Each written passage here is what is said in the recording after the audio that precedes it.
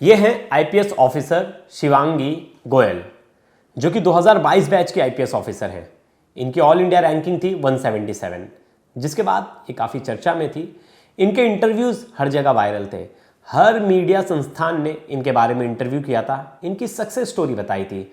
उसी के साथ एक और चीज़ ऐड हुई थी, इनके बारे में स्ट्रगल, कि इनके ससुराल वालों ने इन्हें बहुत ज़्यादा प्रताड़ित किया, इन्हें जान से मारने की कोशिश की। पति से तलाक होने वाला है, पति ने भी बहुत ज़्यादा इन पे जुल्म ढाए, जिसके बारे में हर मीडिया संस्थान ने अपनी खबर बना दी और वो खबर हर जगह वायरल हो गई। और ऐसा दिखाया गया कि इन महिला ऑफिसर ने बहुत ज़्यादा प्रताड़ना झेली है, उसके बावजूद इन्होंने यूपीएससी एग्ज़ाम क्रैक किया और इतनी अच्छी रैंकिंग लाई और ये आईपीएस ऑफिसर बन गई। लेकिन आप पूछ रहे होगे कि मैं ये सब चीज़ अभी क्यों बता रहा हूँ आपको, अब इस खबर से क्या लेना देना। खबर थोड़ी सी पलट गई है। जिस ससुराल वालों पे इन्होंने आरोप लगाया था कि उन्होंने इन्हें बहुत ज़्यादा प्रताड़ित किया, उनके ऊपर कई मुकदमे इन्होंने दर्ज कराए थे।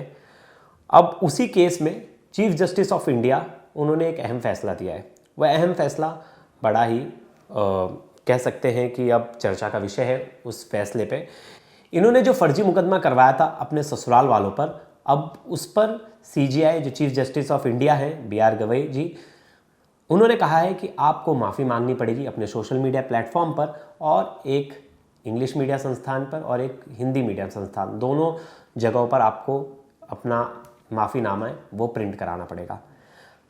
अब जिसके बाद ये चर्चा का विषय हो गया कि पूरा मामला क्या था और सीजीआई ने इतनी तगड़ी क्लास इस आईपीएस अफसर की क्यों लगाई, जानेंगे इस वीडियो में। लास्ट तक ये वीडियो जरूर देखिएगा। आईपीएस शिवांगी गोयल ये 2022 बैच की आईपीएस अफसर है और आपको मैंने बताया था शुरुआत में जो इनकी रैंकिंग थी वो 177 थी। अब आईपीएस बनने से पहले की जो इनकी जर्नी अगर देखी जाए तो 2015 में इनकी शादी हो जाती है साहिब बंसल से। 1 साल तक सब सही चलता है, इनकी एक बेटी भी हो जाती है 1 साल बाद, और 2018 में ये तय करते हैं कि ये अपने पति से सेपरेट हो जाए, दोनों अलग हो जाए।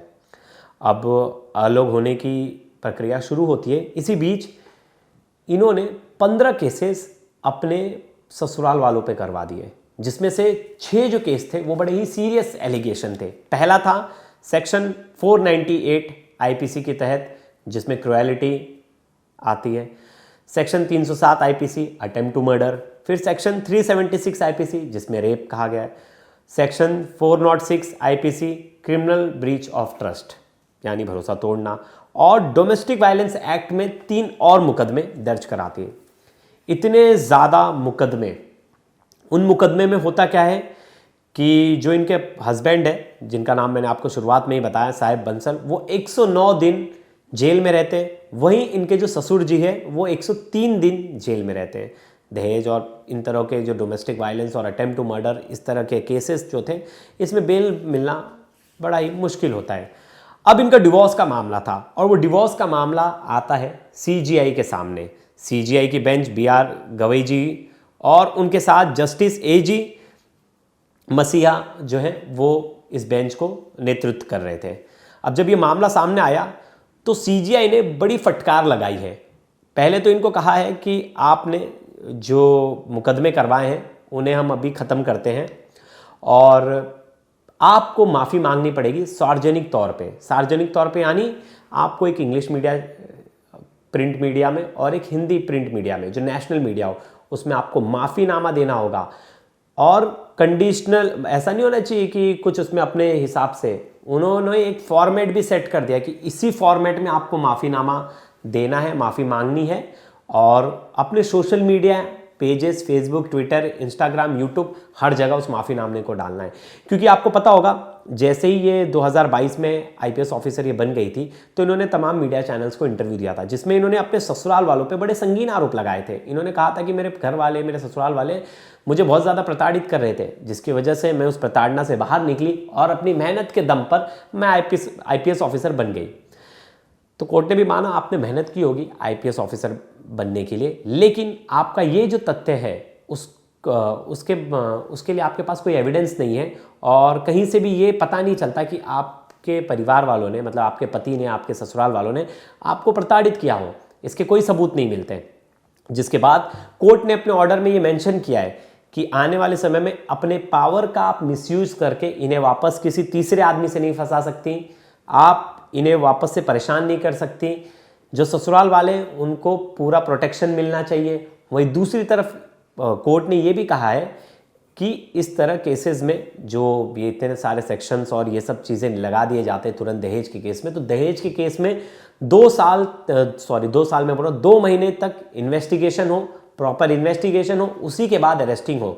क्योंकि ये मामला बहुत ज़्यादा हाईलाइट हुआ था कि सबको, हर किसी को लग रहा था कि अरे मैडम जी के साथ गलत हुआ इन IPS ऑफिसर के साथ, और इतना प्रताड़ना झेलने के बाद, इतनी कुछ मुश्किलें झेलने के बाद भी इन्होंने कितना अच्छा एग्ज़ाम निकाला। लेकिन अब जो स्टोरी आ रही है कि ये पूरे मुकदमे फर्जी थे, इसके खिलाफ कोई सबूत नहीं मिले। सबूत ना मिलने के कारण कोर्ट ने तुरंत जितने भी जो केसेस थे जो इनके पति के खिलाफ, वो केसेस को हटा दिया है, कॉश कर दिया है उन मामलों को।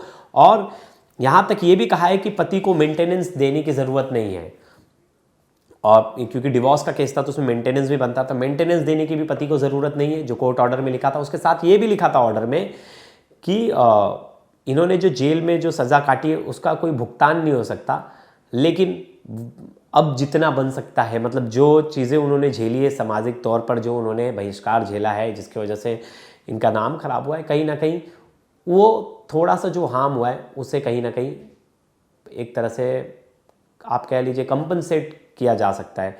लेकिन किसी ने 109 दिन अगर जेल में काटे तो वो तो कंपनसेट नहीं हो सकता। लेकिन कोर्ट ने एक चीज़ बहुत अच्छी की, अब CGI BR गवई जी की हर जगह तारीफ हो रही है, क्योंकि उन्होंने एक निष्पक्ष जांच के बाद बहुत ही अच्छा फैसला सुनाया है, और इस फैसले की हर जगह तारीफ हो रही है। और कहा भी जा रहा है कि इस तरह जो झूठे मुकदमे आए दिन हम देख रहे हैं दहेज के और बाकी भी, क्योंकि जब भी कभी भी अगर डिवोर्स केस होता है तो वकील पहला सजेस्ट करते हैं अपना केस स्ट्रॉन्ग करने के लिए कि आप इन पे डोमेस्टिक वायलेंस, अननेचुरल सेक्स और तमाम तरह के केसेस लगा दीजिए। और बहुत सारे केसेस में मैंने तमाम केसेस देखे और इन तरह के आरोप लगाए जाते हैं दहेज के केसेस में, और यहाँ भी यही हुआ, ये केसेस लगाए गए, जिनके बाद अब CGI ने खुद इस पर बड़ी लताड़ लगाई और क्लास लगाई है IPS अफसर की, और कहा है कि माफ़ी मांगो, आप पब्लिकली माफ़ी मांगो, क्योंकि पब्लिकली आपने उनकी इमेज को भी हार्म किया है।